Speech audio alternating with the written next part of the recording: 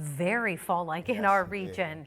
Meanwhile, Hurricane Lee has now strengthened into a Category 5 hurricane. Peak intensity is expected this weekend to become a dangerous hurricane over the southwestern Atlantic early next week. Our Washington, D.C. correspondent Rachel Knapp reports.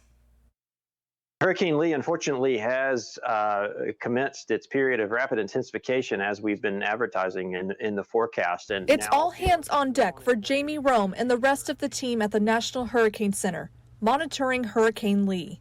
Rome says Lee is getting stronger by the second. It's centered sort of safely out here over the central Atlantic, save marine interest, and it's going to move steadily off to the northwest for the next 4 or 5 days, and that would position it early next week just to the north of Puerto Rico or just to the east of the Bahamas. While forecasts predict Lee will stay away from land areas in the Caribbean, it could still be dangerous, even deadly. Is going to get really big. So it's going to grow in sort of size and intensity over the next several days.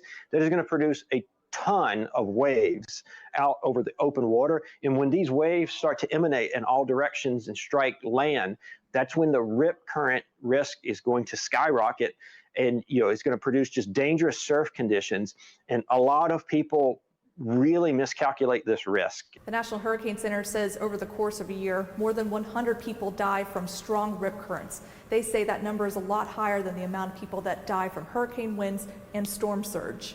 I need people to understand the severity of that threat, even though it's not as widely understood and respected. I'm telling you from experience that rip currents are is one of the more deadly aspects of a hurricane, especially one that stays offshore, like we're currently predicting Lee to do.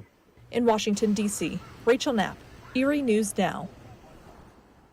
And the White House says President Biden has been briefed on the trajectory of Hurricane Lee and, of course, is updated on FEMA's preparedness in both the Virgin Islands and in Puerto Rico.